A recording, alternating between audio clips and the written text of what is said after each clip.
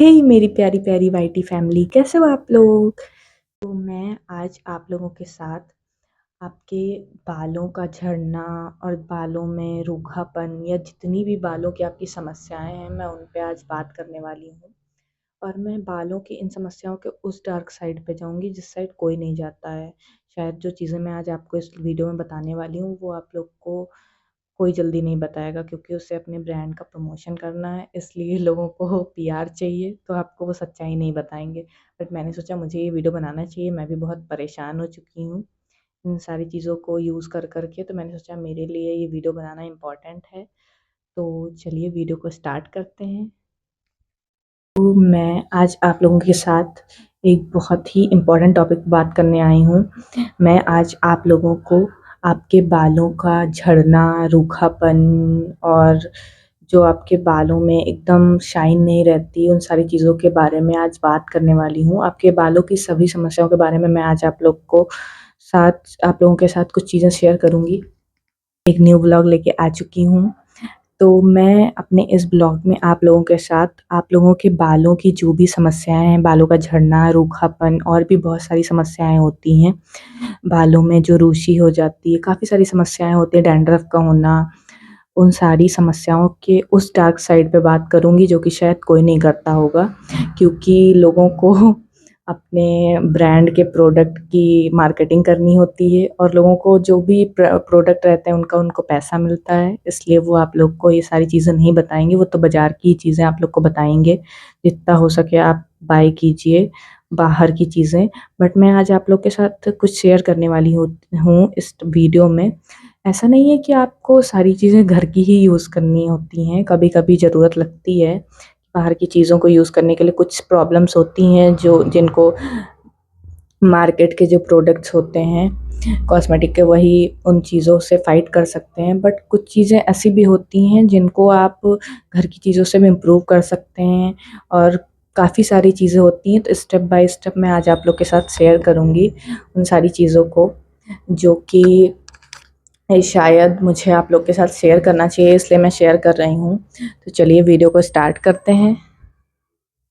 मेरे जो हेयर्स हैं गाइज़, वो कर्ली हेयर्स हैं, इसलिए मुझे इन चीज़ों से ज़्यादा फ़ाइट करनी पड़ती है, क्योंकि कर्ली हेयर्स वालों के लिए और भी प्रॉब्लम होती है, क्योंकि उनके बाल बहुत ही ज़्यादा रफ़ होते हैं।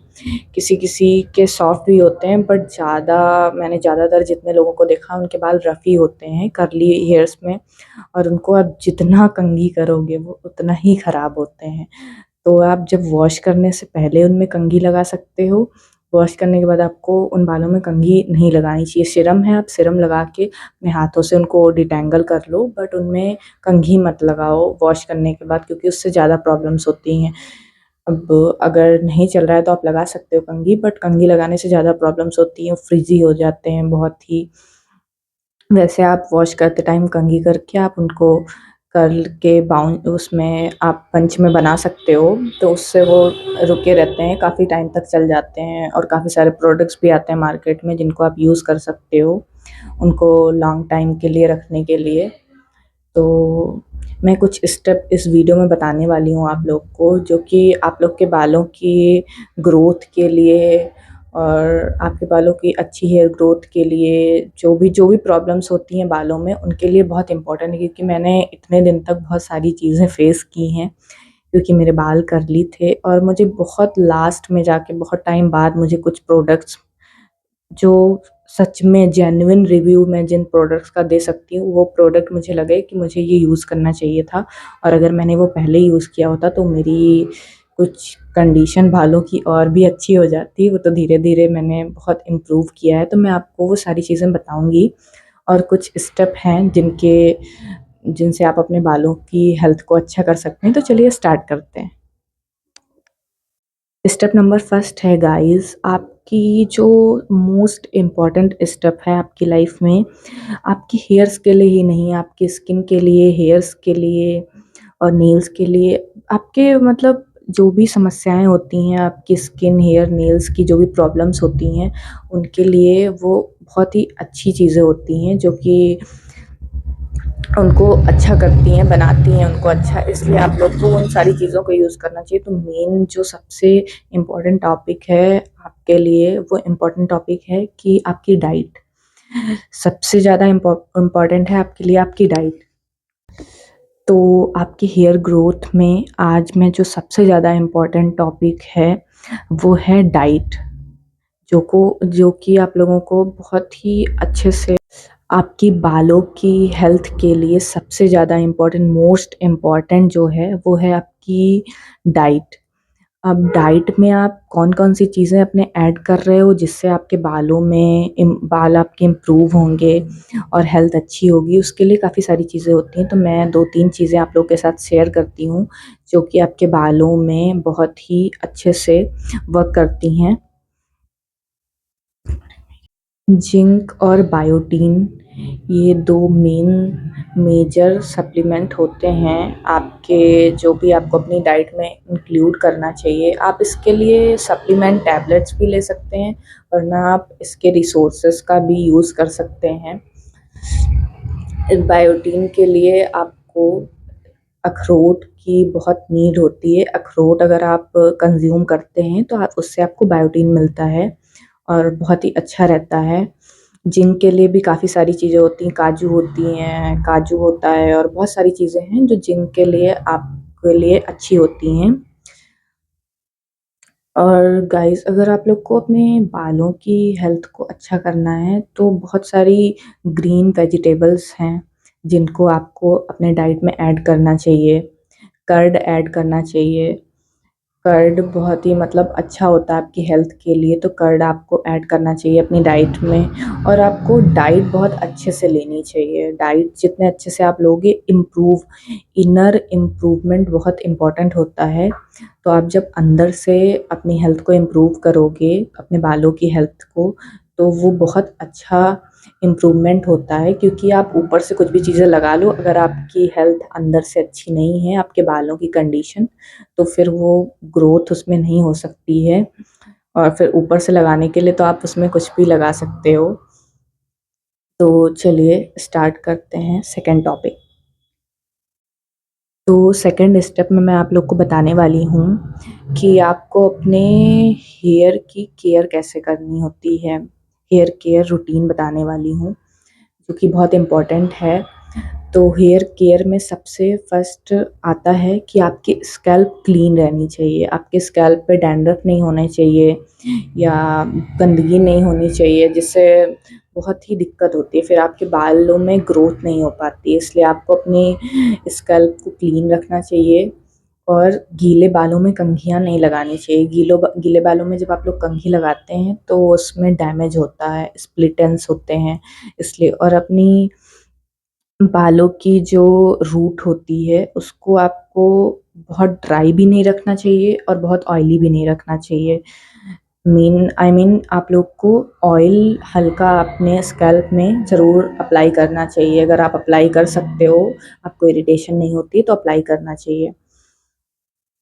और आपके जो बालों का एंड होता है उसमें भी आपको मॉइस्चराइज़ करके रखना चाहिए, वरना उसमें स्प्लिट एंड्स होते हैं और स्प्लिट एंड्स होने से आपकी हेयर ग्रोथ आगे नहीं बढ़ती है। इसलिए आप लोग को उसमें भी बहुत हेल्प करनी चाहिए आपके बालों को, कि वो उनकी केयर अच्छे से करनी चाहिए। और आपको सैटन का स्क्रंची यूज़ करना चाहिए। सैटन स्क्रंची यूज़ करने से आपके बालों की जो भी थोड़ी बहुत प्रॉब्लम्स होती हैं, जो आपके बालों को हार्म करती हैं, वो होते हैं जो रबर बैंड्स आते हैं टाइट वाले, वो आपको नहीं लगाने चाहिए। सैटन का स्क्रंची लगाना चाहिए क्योंकि वो सॉफ्ट होता है। और आपसे अगर हो पा रहा है तो आपको सैटन की पिलो भी यूज़ करनी चाहिए।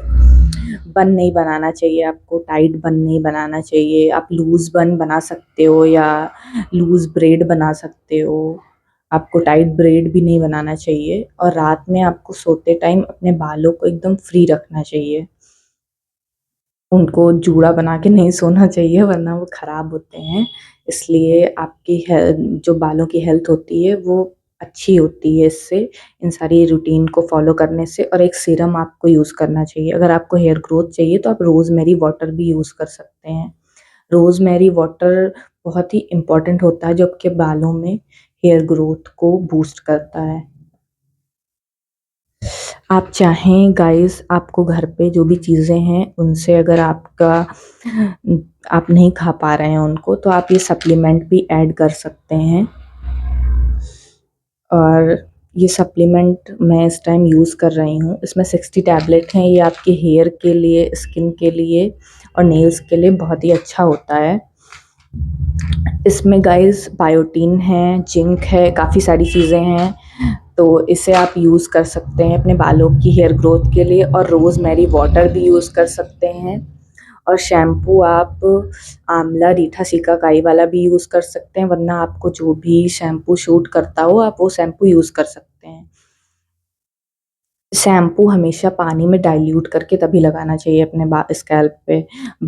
शैम्पू को आपको पानी में घोल के हेयर वॉश करते टाइम तभी यूज़ करना चाहिए। और कंडीशनर को आपको स्कैल्प पे नहीं लगाना होता है। कंडीशनर आप केवल अपने बालों के एंड में लगा सकते हैं और आपको रूट पे नहीं लगाना होता है कंडीशनर को। और शैम्पू को आपके बालों के एंड में नहीं लगाना होता है। तो इससे आपके बालों की जो हेल्थ होती है वो इम्प्रूव होती है। इन छोटी-छोटी चीज़ों को करके आप अपने बालों की हेल्थ को इम्प्रूव कर सकते हैं।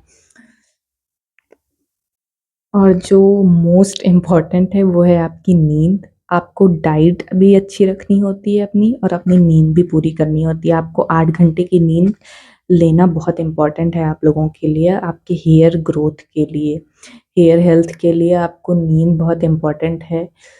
आप लोग ज़्यादा से ज़्यादा जितना हो सके आप अपनी नींद को पूरा कीजिए। और मेडिटेशन और योगा भी आप लोग कर सकते हैं। कुछ योगा हैं जो आप देख सकते हैं, उनको आप अपनी हेयर ग्रोथ के लिए कर सकते हैं। उससे आपकी हेयर ग्रोथ बहुत ही अच्छी होती है और फ़ास्ट बूस्ट होती है। इसलिए आपको योगा वगैरह करना चाहिए, बहुत ही इम्पोर्टेंट होता है। और काफ़ी सारी चीज़ें होती हैं जो आपको अपने रूटीन में ऐड करनी चाहिए। और पानी मोस्ट इम्पोर्टेंट है, आपको पानी ज़रूर पीना चाहिए। वाटर आपको बहुत ही ज़्यादा कंज़्यूम करना चाहिए, जितना आपसे हो सके उससे ज़्यादा, क्योंकि पानी से हमारी इनर हेल्थ बहुत ही अच्छी होती है। हमारी बॉडी डिटॉक्स होती है। और इस टाइम गर्मियों का मौसम चल रहा है तो आपको खीरा भी यूज़ करना चाहिए अपने डाइट में। बाय बाय गाइस, मिलते हैं नेक्स्ट व्लॉग में। और नेक्स्ट व्लॉग में मैं आप लोग के साथ शेयर करूँगी कि मैं अपनी कर्ली हेयर्स की केयर कैसे करती हूँ और मैं किन किन चीज़ों को यूज़ करती हूँ। और मिलते हैं नेक्स्ट व्लॉग में। मेरे चैनल को सब्सक्राइब कर लीजिएगा। Bye bye.